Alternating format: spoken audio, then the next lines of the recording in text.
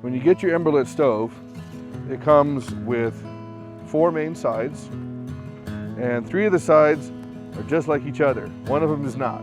This is the front or the feed door. If you notice on this panel, there is no little slot right here, okay? That's important. The way that you want to assemble your stove is you start with one of the side pieces, and you make sure this little emboss, this part that's pushed outwards, is towards the outside of the stove. And so we just start by hooking the sides together one at a time. And you know, once I get to this point, see I have the 3 sides hooked together, then what I want to do is I want to find the base plate.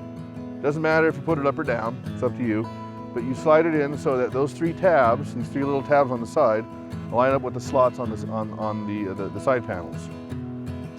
Fit together like so.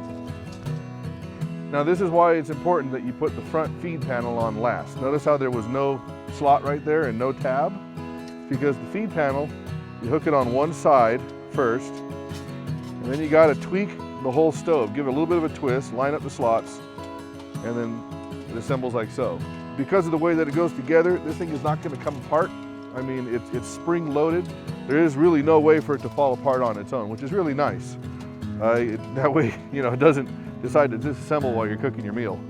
The additional pieces that come with the stove are these 2 little crossbar adapters.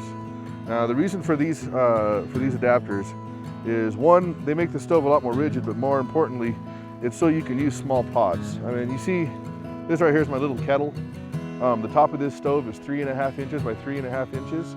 And if you have a pot smaller than that, or about the same size, it won't sit stable. I mean, this one's plenty big, it fits on it no problem. But say, like a lot of you guys out there, you like cooking in your metal Nalgene's. If I try to put it on there, you know, it's gonna fall inside of it or whatever unless I put on these adapters. The adapters, the little notch right there, goes upwards.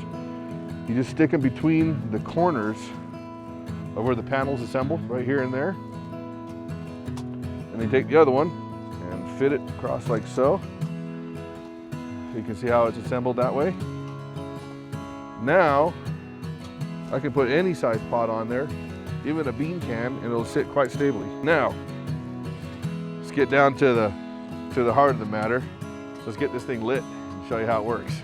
Come visit us on Facebook and subscribe to our YouTube channel and follow us on Twitter, because there's a lot more coming where this came from. We got a whole lot more ideas, a whole lot more updates on the stove, and it's just fun to share your stories with a community of likewise enthusiasts and people that just love getting away from it all.